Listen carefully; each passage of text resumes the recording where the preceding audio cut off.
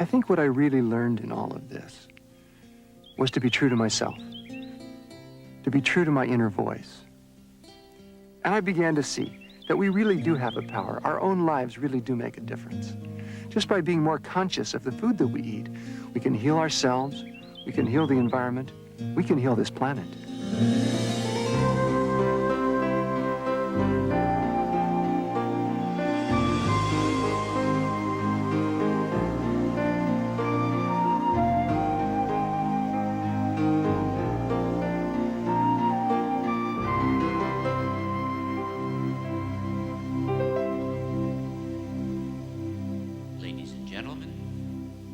Robbins.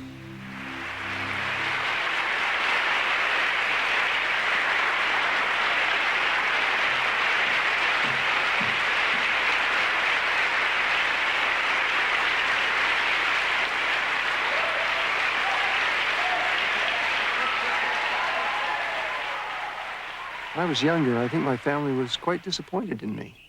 My father had built a very successful business, Robbins, and he had groomed me to follow in his footsteps. But as I began to mature, my own conscience pulled me in a different direction. My father had accomplished the American dream. Yet I felt drawn to a deeper dream, a dream of a society at peace with its conscience, because it lived with respect for life, with reverence for life. And soon enough, I left. And I walked away from the ice cream cone-shaped swimming pool in our backyard. And the whole lifestyle, and I told my family I did not want a trust fund, and I didn't want any access or reliance on the family fortune. I really wanted to follow my integrity, follow the call of my conscience, and just see what that would do. I had no idea, but being young and reckless and a little flippant, I felt like giving it a shot. And so I left the family's empire and moved to a little island off the coast of British Columbia with my wife, and we cleared land and we built a log cabin. We began to grow all of our own food. And we began to weave ourselves back into the web of life and trying to dig our roots down into the earth community and feel what that would be like. And lived on about $600 a year for about 7 years. And it was a real pendulum swing, I'm sure you can tell. And my father and family, I mean, I can really understand his point, thinking I was crazy. He had worked so hard to attain a success and had done so, and here I was walking away from it. He couldn't understand. I didn't understand him real well either, I must admit. I was sick physically. I'd had a form of polio as a child that had left me for a time paralyzed from the waist down. I'd had some fairly substantial health problems when I was growing up, and this led me to be very, very interested in how I could regain my health. I explored and experimented with different diets, and I began to look at what most of us eat in this culture. And I began to wonder what impact that has on our health. Heart attacks, certain cancers, osteoporosis, diabetes. The major diseases of our society may be caused in part by what we eat. One of the physicians who helped me to understand why is Dr. Michael Clapper. I first woke up, so to speak, when I was working on the anesthesia service, learning how to put people to sleep. And I was seeing my patients for the next day's surgery for coronary artery bypass surgery in order to bypass clogged arteries in their heart. Because it was late at night, I drew the man's blood test, and when I took the blood to the laboratory and had it processed, I couldn't believe my eyes. Now, normally, this liquid layer floating on top of the blood clot is quite transparent. It's a yellow, but quite clear. You can see right through it. The blood in this patient's tube, however, was anything but clear. The serum floating on his clot was thick and greasy white. It looked like glue. In fact, it stuck to the sides of the blood tube when I shook the tube. I went back to the patient. I said, "Mr. Phillips, did you eat before you came to the hospital tonight?" He said, "Yes." I said, "What did you have?" He said, "I had a cheeseburger and a milkshake." And when he said that, I realized that what I was looking at in his tube was all the fat in the beef burger, all the butter fat in the cheese, and the butter fat in the ice cream and in the milkshake. And all this fat had oozed out into his blood and actually turned his blood fatty. Well, 30, 40, 50 years of keeping your blood very fatty creates changes in the blood vessels that are very dangerous. Over the years, arteries can become clogged with fatty material. Then a blood clot can form, blocking the blood flow completely. If the artery leads to the heart, the lack of oxygen can cause heart muscle to die. That's a heart attack. If the clogged artery leads to the brain, the patient has a stroke. The next morning, we took Mr. Phillips to the operating room, and I put him to sleep, and the surgeon opened up his chest. And from these arteries, he began pulling out yellow, greasy deposits of fatty material called atherosclerosis. You know, if you were to die of a heart attack, and it's the most common cause of death in the country today, you might have an autopsy performed. It's a fairly common procedure. It used to be more common, but it's still done many, many times. What would happen is your body would be laid out on the autopsy table, and they would cut open your chest and dig around in there and find the coronary artery, the artery feeding the heart, that had gotten plugged up, depriving the heart of its flow of oxygen and blood, killing it, killing you. And they'd find that artery and they'd ream it out. They'd literally pull out a thick sausage-shaped piece of fatty, waxy material that killed you. And they send it very carefully down to the pathology lab. Next day, the results come back, and they always say the same thing. This has been done approximately 3 million times in medical research in the world. The results always say the same thing. They say, in effect, saturated fat and cholesterol. Now, never once have they come back and said broccoli and tofu.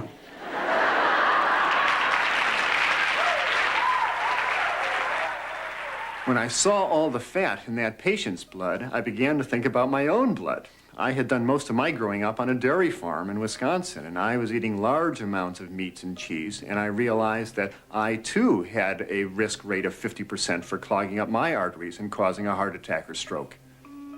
A high-fat diet is also among the factors suspected in certain types of cancer. Dr. John McDougall. Well, the first clue that we got on breast cancer and diet was when people looked around the world and they found in different countries they had different rates of breast cancer. For example, in Japan, the risk of breast cancer among their women is very low, whereas in the United States it's many, many times higher, in fact, about 6 times as high. In countries where people eat less fat, the rates for breast cancer are low. The more fat people eat, the higher the rate for breast cancer. That could be a coincidence, or it could be a clue. One of the most comprehensive studies in world medical history on diet and disease is being conducted in China under the direction of Dr. Colin Campbell of Cornell University. The study is, in fact, quite unique when compared to other studies in the past, in the sense that we measured so many different kinds of things. As I mentioned, we measured 367 items of information that are subsequently being published that were data that we're happy with. And so in that sense, it's perhaps one of the largest studies that has ever been conducted on the causes of disease. And so it was an ideal opportunity to go to China to have a look at what people are doing in these different regions that are so unique to cause them to get cancers in some places and not in others. And so this survey, which was, of course, very large, it included a total of 100 adults in each of the 65 counties, or a total of 6,500 people. T. Colin Campbell did a very important study that really captured everybody's attention. He studied the people in China and correlated their diet with their chance of getting various diseases, including breast cancer. And he found that when you ate a very low-fat diet, you know, lots of rice and vegetables and very little oil and very little meat, that you had a very low incidence of breast cancer. For the individual cancers, in China, breast cancer is much lower, colon cancer is much lower. In our country, they comprise, along with lung cancer, the 3 chief cancers. To discover the reasons for low cancer rates, Dr. Campbell's researchers collected hundreds of items of information from each person. Heredity, medical history, diet and exercise. The evidence seems to point to one factor. Well, in China, the animal food consumption is about 10% of the total protein intake, compared in this country to 70% on average. We really consume an extraordinary amount of animal foods in this country compared to China. The current way in which most Americans eat has never been seen before in human history. Never before have we eaten so much fat and protein on any given day. People have bacon and eggs for breakfast and cheeseburgers for lunch and pizzas for dinner, and they're eating tremendous amounts of fat and protein. And the message is very clear. If you want to reduce your risk of cancer, you eat less meat, less dairy, less fat in general, including vegetable fats, and you eat more whole grains, fruits, and vegetables. One theory suggests how a diet high in fat could contribute to certain cancers. Eating more fat appears to create higher levels of the female hormone estrogen in the bloodstream. Estrogen promotes the growth of breast and uterus tissue, and this may set the stage for cancer. In men, eating more fat may produce higher levels of the male hormone testosterone, possibly setting the stage for cancer of the prostate gland. I think this new information, at least from my perspective, suggests that what we really ought to be doing is consuming less of all animal foods and trying to make up as much of our diet in form of plant foods as possible. No one has to become vegetarian to reduce their risk of cancer, but every time one substitutes spaghetti for steak, they're taking a major step towards reducing the possibility of developing that disease. I wanted to learn everything I could, so I started researching and going to medical libraries. I was amazed by what I learned. Osteoporosis is a disease that worries a great many women today. In later years, the bones can become thin and fragile, and they can break quite easily.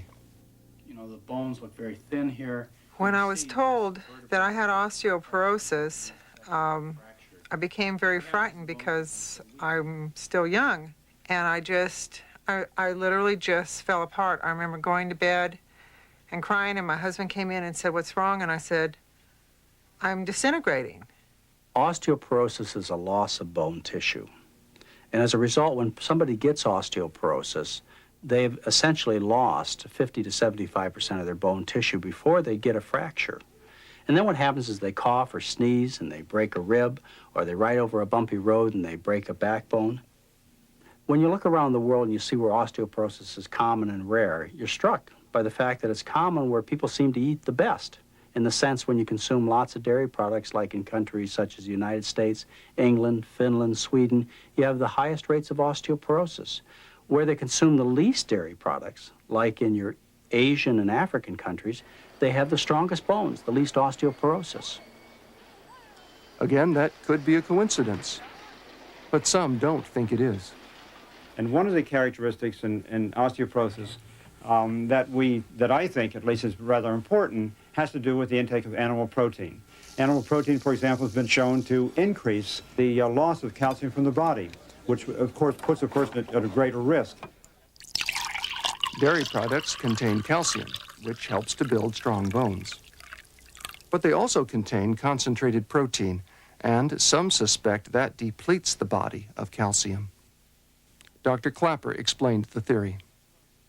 When one eats a piece of concentrated protein, for the next 3 or 4 hours, more calcium than usual can be lost out of the body through the urine. And when the body loses this mineral, it replaces it by drawing calcium out of the bones. So a high-protein diet, along with smoking and lack of exercise and other factors, may contribute to bones that are thin and fracture easily. Osteoporosis tends to be a disease characteristic of Western countries, which is really quite interesting because it turns out that in this country, if we listen to the traditional information, it is suggested that the higher the calcium intake, the lower the risk for osteoporosis in women. And so women are being advised to take more calcium. But it's rather strange that in China, where calcium intake is so much lower than here, they actually have lower osteoporosis, not higher. There are 4 groups that foods are put in. The first one are the dairy products. We have things like... I remember in school learning about the 4 basic food groups and believing every word of it. I assumed it was the product of the wisdom of our culture. How many of you had anything from the dairy products today?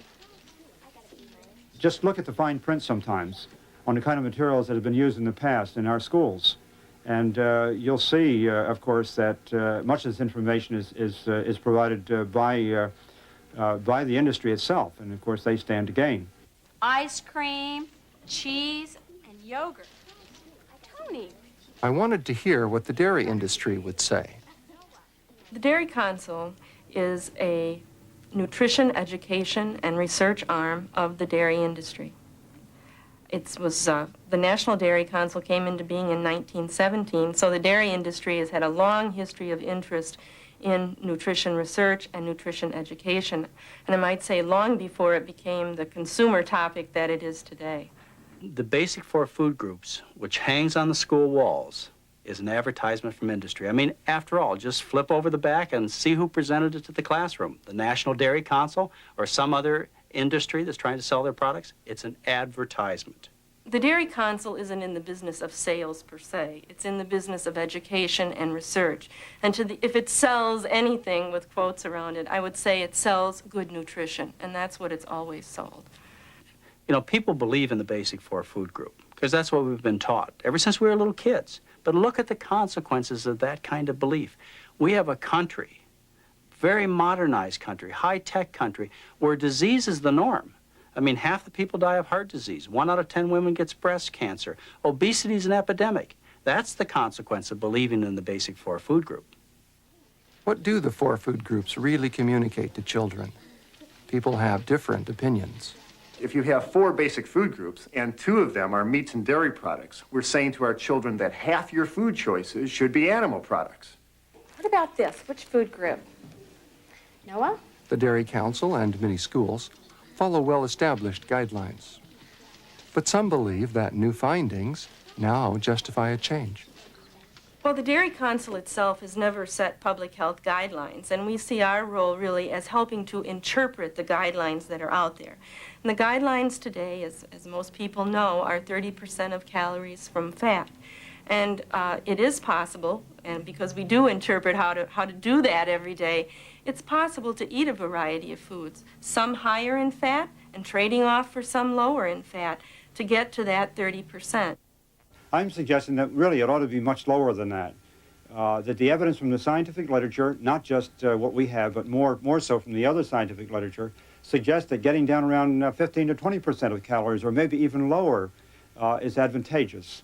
And the only way that one can get down that low is not to just consume low-fat products, is what we tend to say now, but more to actually begin to cut out animal foods.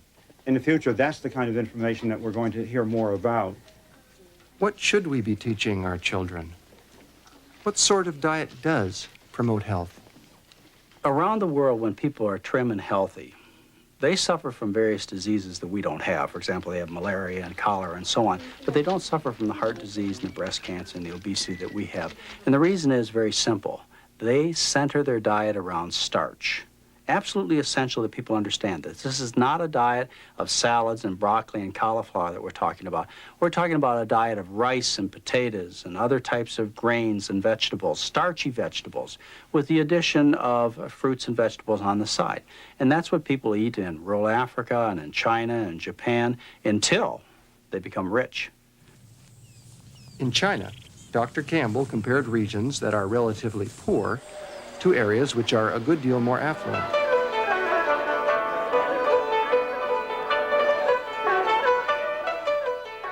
You might expect the people with a higher standard of living to have better health. Instead, they have more of certain cancers, heart disease, and diabetes. Some believe the crucial difference is this: affluent people eat more animal products. Animal foods have certain characteristics that would argue raises the risk for some of these diseases. In contrast, plant foods contain factors that actually prevent these diseases from occurring. A language that you can't forget and deny. This is 5 pounds of fat. This is what 5 pounds of fat weighs, and this is what 5 pounds of fat looks like. And in a few months, you may have 6 or 8 of these that you're leaving behind permanently, because you're not doing anything strange. You're just enjoying a lot of healthy, delicious foods. When patients suffering from heart disease, diabetes, and cancer come to Dr. John McDougall, he gives them a very different prescription. He teaches them a new way to eat. There are some very simple concepts in nutrition. The one very important one is the idea that cholesterol is only present in animal products. There's absolutely no cholesterol at all in any vegetable product. So that gives you a good idea on how to divide your food choices. Animal products are rich foods and should be reserved for special occasions, and vegetable products should be your daily fare. Dr. McDougall's patients ask the same questions that I did. If I eat less meat, will I get enough protein?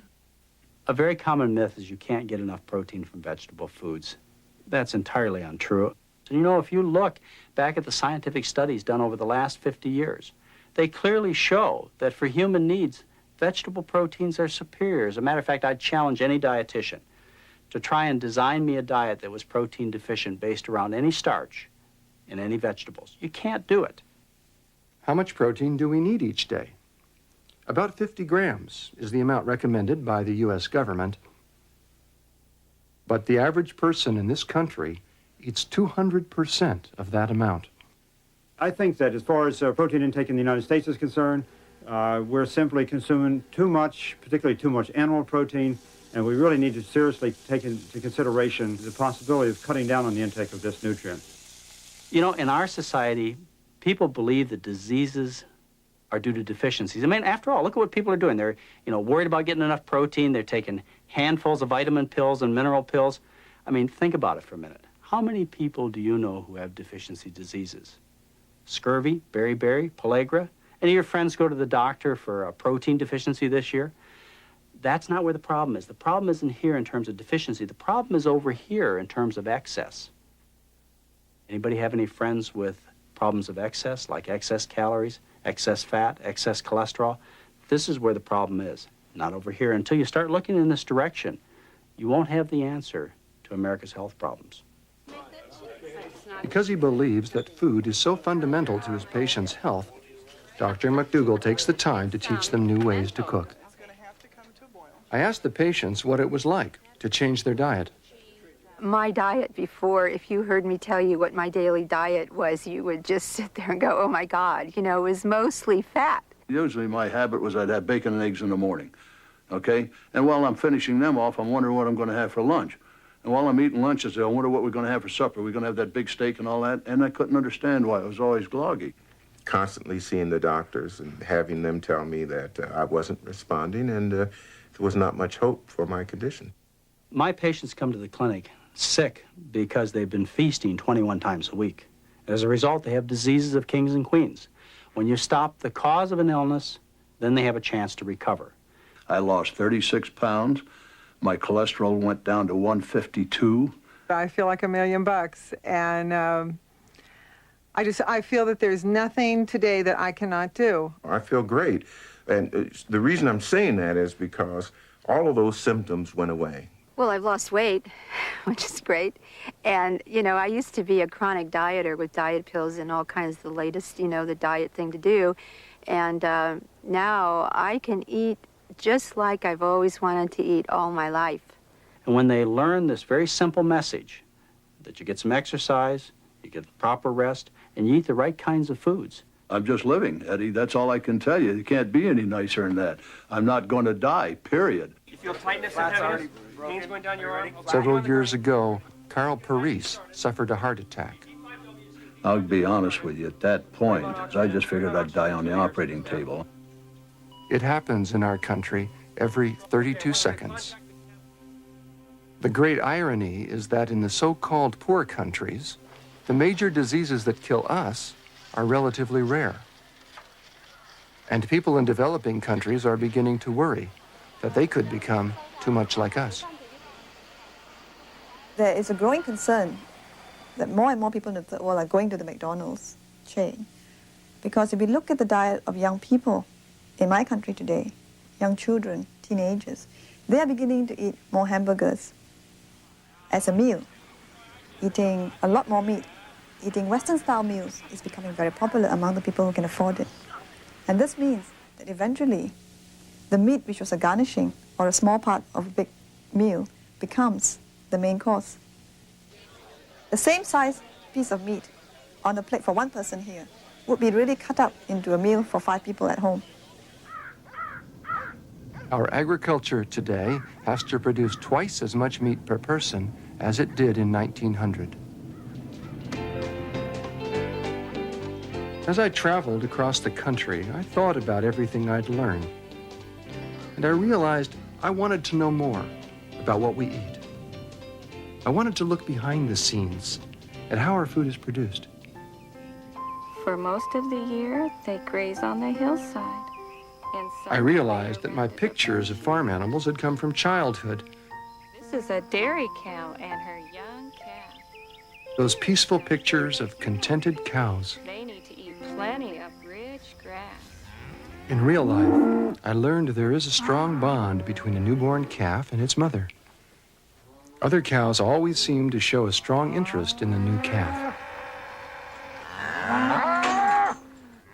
But it's a good, healthy baby bull. Dairyman John Schoneveld was proud to show me the newest addition to his herd. Unfortunately, it's a bull. If it was a heifer, I would keep it. Will he be allowed to nurse, or will he be taken Oh, away? yes. Oh, yes, he will be allowed to nurse. He will stay with his mother tonight, and then tomorrow morning he will be picked up by a broker, which takes him to a place where they raise him. Are they raised, some of them for veal? Some of them Yes, some for are meat? raised for veal. If a calf born at a dairy is a male, he will often be taken from his mother within a day. Some will be chained at the neck and will live in a cramped space for the remainder of their short lives. It is the ultimate. There is none finer. It's tender, delicious, succulent. You can almost cut it with your fork. Here is an incredibly popular dish in the finer restaurants. It's called osso buco. It's the veal shank. They raise the animal in a very special way so that you can have this incredible delicacy. If an animal is seldom allowed to move, its muscles remain weak and soft. The muscles of the animal are tender, very pasty. Notice the pale white color, the milky fat. We pay extra for it. We pay a premium price for it because we're taught to believe that lighter meats are healthier. Pigs have always been a favorite animal of mine. They're playful, sensitive, and affectionate.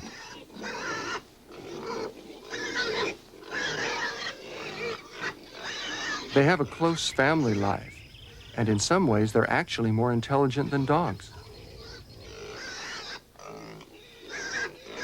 I used to think that pigs were still raised like this, outdoors, in a pleasant barnyard. But this farm, photographed 40 years ago, is a historical relic. Hogs are raised very differently now. To be competitive, farmers have to crowd the maximum number of animals into the smallest possible space. And there they live their whole lives.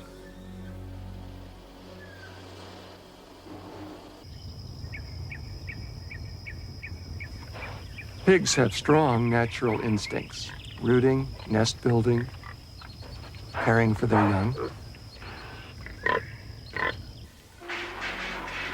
But in confinement, these strong drives are blocked.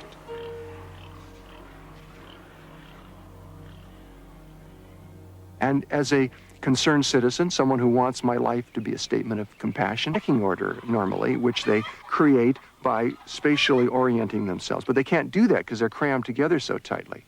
So the result is their instinct causes them to peck at each other constantly. Now, the industry responds to this by cutting off parts of their beaks. It's called debeaking. It's standard operating procedure in the industry today. And the only result of that is they continue to peck, but they can't kill each other in the process. The poultry industry is a good example where we may have a building that has 100 or 200,000 chickens that are very closely put together. Now, the people who raise the chickens are basically economic creatures. They are responding to the market demand for cheap chicken. And I think that traditionally the humane aspects really didn't even enter the equation. I think the idea was to produce chicken cheaply. Now, one of the other ways that the industry responds to the overcrowding and the stress and the birds' reactions to it is by feeding them antibiotics. Well, in a chicken house where you have 200,000 birds, an outbreak of a disease can kill all the birds in a very short period of time. Therefore, you need biosecurity. You need to make sure that the animals have antibiotics to fend off even the smallest infection. The antibiotics that are fed to livestock are very potent drugs, and residues of these substances are frequently found in meats and dairy products. No one is certain as to the effect that these drugs have in the human body, but it's a very worrisome thing to consider when you sit down and have your lunch. There's an acceptable level that's set by the federal government, and I assume that this is all right. The problem is you have some people who are irresponsible, and they use the drugs indiscriminately, many times not under veterinary supervision, and then we find huge residue levels. And if the chickens have been poisoned and if the chickens have been treated so obscenely, then what is it that we're doing to ourselves in the process? And every time I returned home, I tried to understand the meaning of what I was learning. And I found myself remembering Chief Seattle. About 100 years ago, he was the chief of a northwestern Indian tribe, Native American tribe. At the time when his people had to leave their lands and go to a reservation, very sad. I'm sure you know the story, you know, of how the white men moved across the continent and what occurred. Very tragic. And this was a poignant and pathetic time. And he made a speech. And he said something remarkable that always lived in me. And he said, all right, we'll go. I mean, they had tried everything else.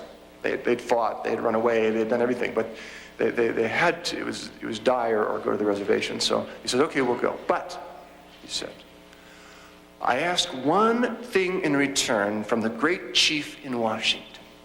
That's how he put it. Now, what do you think he asked for? What would you have asked for? When I put myself in his shoes, I think maybe I would have asked for additional horses or blankets or food for the journey. No, he asked something very different. He said, what we really want, the one thing we ask, is that the white man treat the animals of this land as his brothers, as part of his family. Now, why did he ask that? I think I know. And I think he looked at us, he looked at the white man, and he saw our profound alienation, our separation from life, how disassociated we'd become. He saw the war taking place in our lives against nature, against the environment, against each other, against his people, against ourselves, endlessly, repetitively, dangerously, disastrously. And he wanted to heal us. I think because for Chief Seattle and his people, to some extent anyway, life itself was sacred. And the sound of the birds singing in the trees were like a choir, and the forests were the cathedrals, and breathing was an act of prayer. We are so interconnected that what we do to the environment and to the other life forms that live in it becomes our own fate. I remember how shocked I was the first time I saw a feedlot. It was a vivid experience of how the food that we choose profoundly affects the environment. When we think of cattle, most of us picture John Wayne and the open range where the cattle eat grass. As early as 6 or 8 months of age, thousands of cattle are brought together to be confined and fattened. A feedlot is an assembly line for producing meat.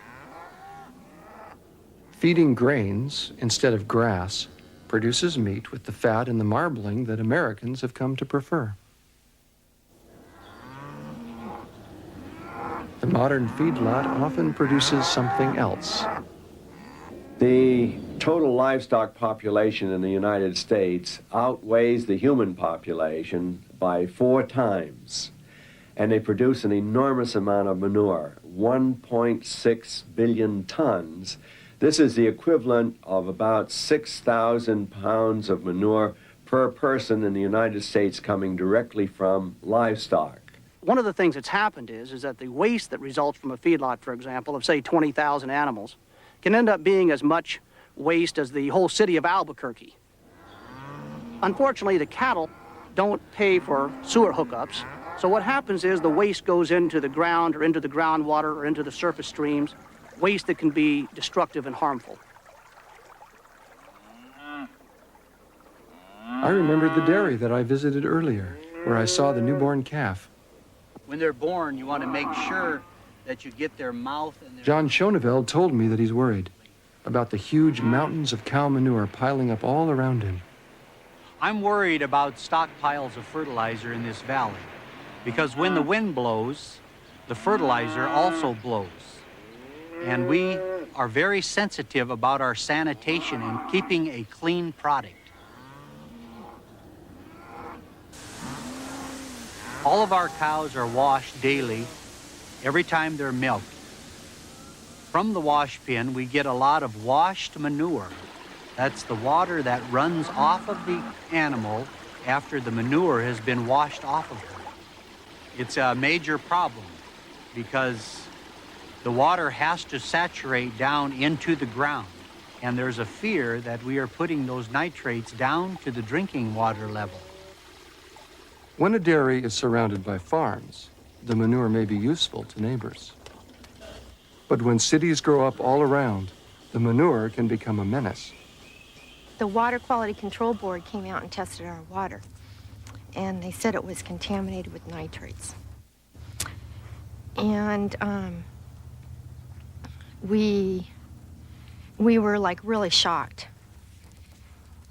And then we started wondering about the health effects for our children. Carol Close and her family live near another dairy in Southern California.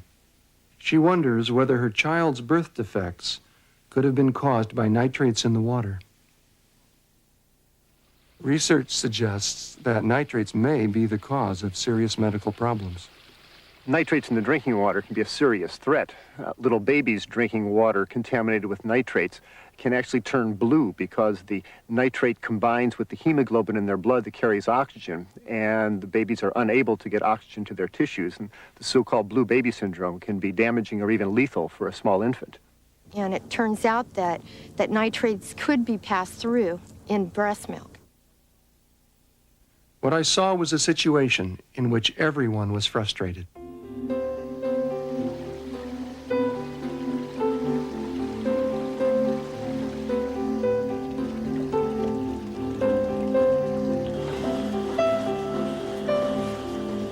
I wondered about if my children had experienced any loss of oxygen to their brain that could hurt their development, their mental development. I worried about problems that might come up in the future. I worried about my neighbors who were still drinking the water after they found out it was contaminated, and I worried if they would get, cancer. We're looking at cleanup costs that are going to be somewhere between $70 and $100 million to clean up this groundwater basin here. I worried about everybody in our town that never had their water tested. And I worried that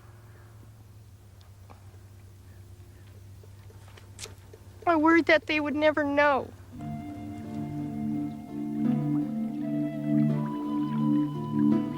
I was amazed to learn that not only by making wise food choices do I improve the quality of my own health, but also I improve the quality of our water.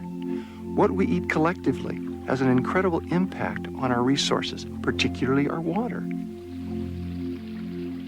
The more I learned, the more connections I saw, the more I began to imagine what could happen if we ate a little less meat. Okay, how many of you here like mathematics? Yes. As I became aware of the threat that our animal-based diet posed not only to our health, but to our environment, I began to study more, and I was often asked to address groups, including schools. Okay, I want you to imagine that you are marooned all by yourself on a desert island. It's just you, and you are responsible for growing your own food. So with a lot of hard work and plowing and working in the fields, you are able to produce for yourself 12 pounds of grain. Okay, now I just happen to have for you here 12 pounds of grain. If it was 12 pounds of corn, what could you make out of it? Rebecca? Cornflakes.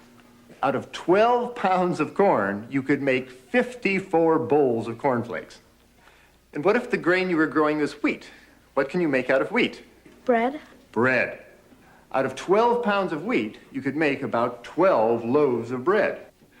That would last you almost 2 weeks. Now, suppose instead of eating these grains in the form of spaghetti or cereals or bread, you want to add to your diet meat.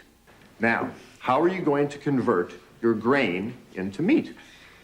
Well, I just happen to have a super handy-dandy deluxe grain converter that will turn grain into meat. Stacey, will you help me? I want you to take your grain, and I want you to put it into my handy-dandy grain converter and turn it into meat.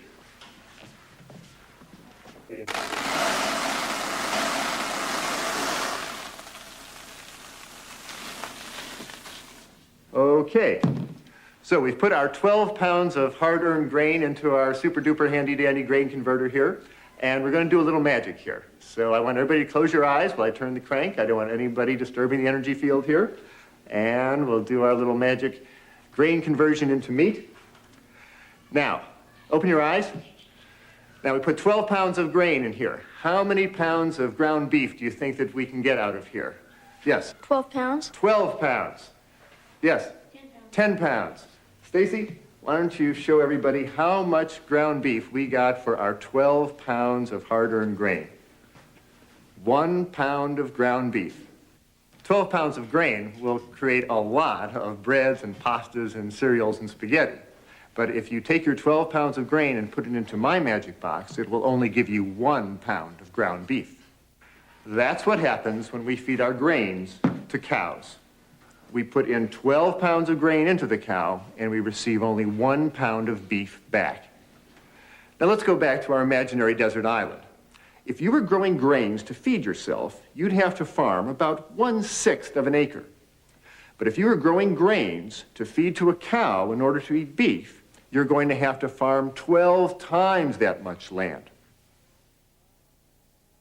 And farming all that extra land in America is changing the face of our country. When the first settlers arrived in North America, the great majority of our continent was covered with luxurious, life-giving forests and tall prairie grasses. The air was clear, the water was pure, and wildlife abounded everywhere.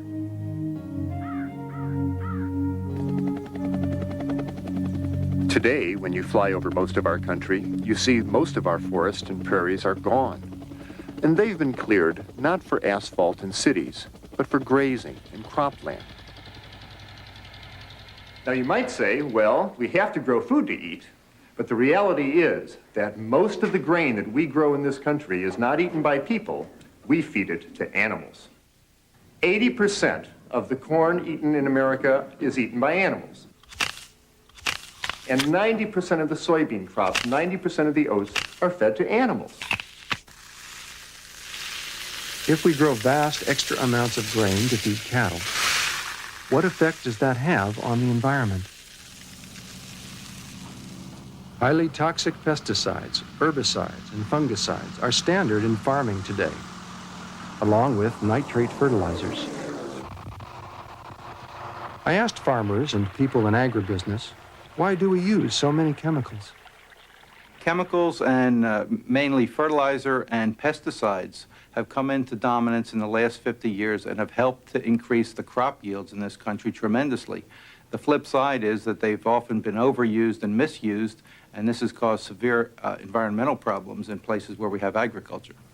Well, farmers have sort of gotten into a way of farming that's been promoted. In the last 30 years or so, fertilizers were cheap then, and they were promoted by the university researchers as the most efficient way to produce food. Well, I think it's not that the farmer particularly wants to do the wrong thing. These guys don't stay up all night trying to figure out how to pollute the environment. But they were taught a certain type of agricultural practice that they used, and now we're finding that some of that was wrong. Chemicals from agriculture often find their way into our lakes and waterways. Nitrates from fertilizer and manure can cause the algae to grow out of all proportion, smothering the other forms of life by using up precious oxygen. The result can be a disaster for every form of life that depends upon this ecosystem. Corn is one of those major grains that is utilized in livestock production, and this is where the largest amount of insecticide, the largest amount of herbicides, and the largest amount of fertilizers are used in the nation. In rural America, half of all the water wells are now contaminated by nitrates and other chemicals from agriculture, according to the Environmental Protection Agency. If a pregnant woman drinks this water, some researchers believe her fetus will be at higher risk for birth defects. The more I learned and the more connections that I saw, the more a vision began to take hold in me. I began to see what a diet for a new America would bring to us. We'd have cleaner water. We'd have less toxic chemicals building up in the food chains, less agrochemicals in the food that we eat. We'd have healthier bodies. We'd have a healthier world. What I didn't know was that there was still another example of how things are connected. Another lesson I was about to learn. Some of the animals raised for beef are in the western half of the country, where the climate is often dry. Some of the grains and pasture crops they're fed are also grown in the west, in regions where rainfall is scarce and water is a precious resource. When I drive through parts of the west, I sometimes wonder how any crop can grow here. The answer is they don't, unless you find some way to bring them water. Irrigating crops in such dry places requires enormous amounts of water. Few city people are aware of how much water is used to irrigate cattle feed. If you've seen California, you'd guess that most of the state's water is used in Los Angeles. 12 million people surrounded by lawns and swimming pools, irrigating a semi-desert. But irrigating pasture crops and alfalfa uses more water than all the people in Los Angeles combined. In fact, more than all the cities in the state taken together. It is estimated that so much water is used to irrigate all the croplands and pasture lands to provide feed for the animals, that every 1,000-pound steer carcass that comes down the assembly line at the slaughterhouse has consumed enough fresh water to float a naval destroyer. We're subsidizing livestock by giving them cheap water. In a sense, we're actually paying the livestock industry with our own resources. We're depleting what is incredibly valuable to cities, to people who need it for drinking water, to wildlife, to the whole life support systems of the West and of the United States in general, in order to be able to give livestock an inordinate share, vastly more than any other industry takes. To grow a pound of apples in California today, you need 49 gallons of water. A pound of potatoes uses 24 gallons, according to the University of California.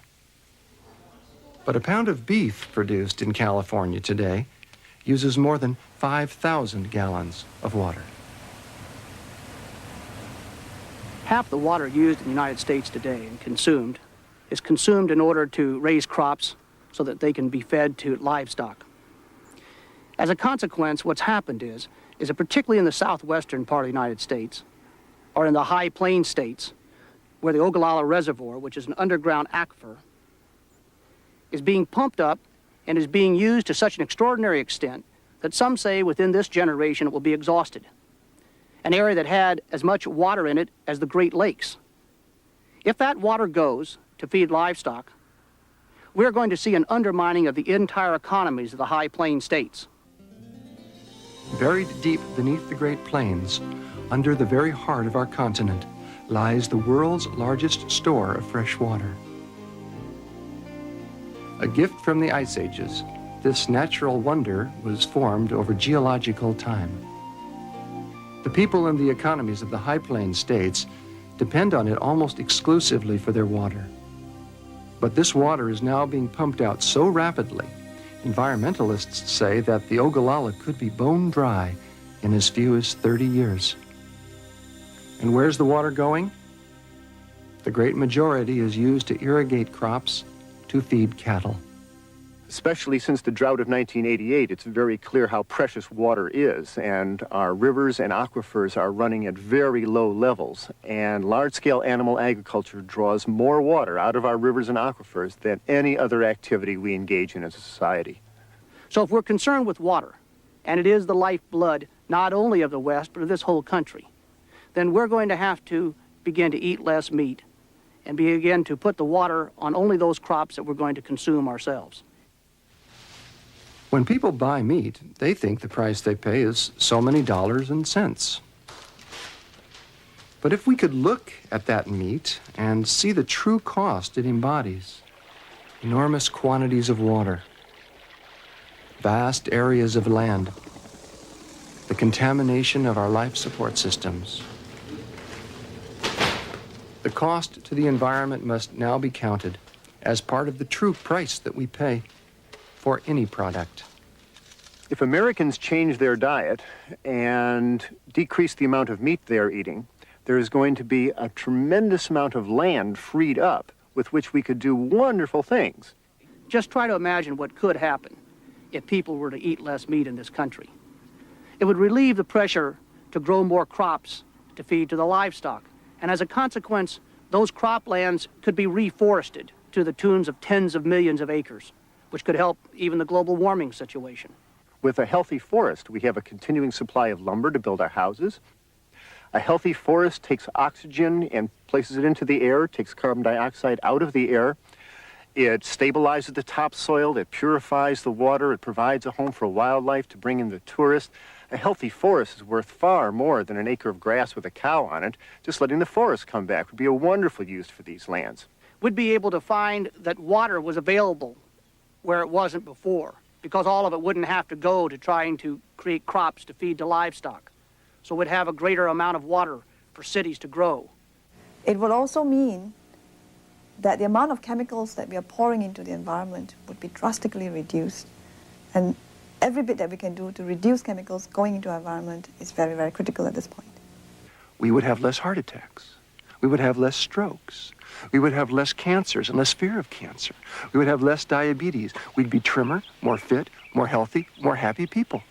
And I think if we really, as human beings, ask those questions of what is the impact of my meat consumption, how are the animals treated which land up on my table, then we have a choice to make, to respect life, and maybe to eat less meat. So we have choices to make. We have healing choices to make. Choices that can heal us, heal our self-respect, heal our bodies. As we cease or diminish the amount of animal fat we're running through our bloodstream, we feel better almost immediately. Our life insurance companies and doctors will be pleased. The animals, though they haven't a voice to tell us, will be profoundly pleased. The rivers, our children, our grandchildren, all those yet to be born, perhaps are those most pleased. Well, Norman Cousins put it, I think, most beautifully. He said, nothing is more powerful than an individual acting out of his or her conscience, own conscience, thus helping to bring the collective conscience to life. But it isn't what you say that matters, it's how you live. It is the integrity of your own being. It is the alignment of your own spirit. As we go through the 90s, I absolutely am certain that the environmental coalitions are going to begin to arise and join with the health communities and those concerned with hunger and those concerned with animal protection, and join together in a new great coalition that will say to the American people that if you care about these things, eat less meat. I think what we're learning as a culture today is incredibly important.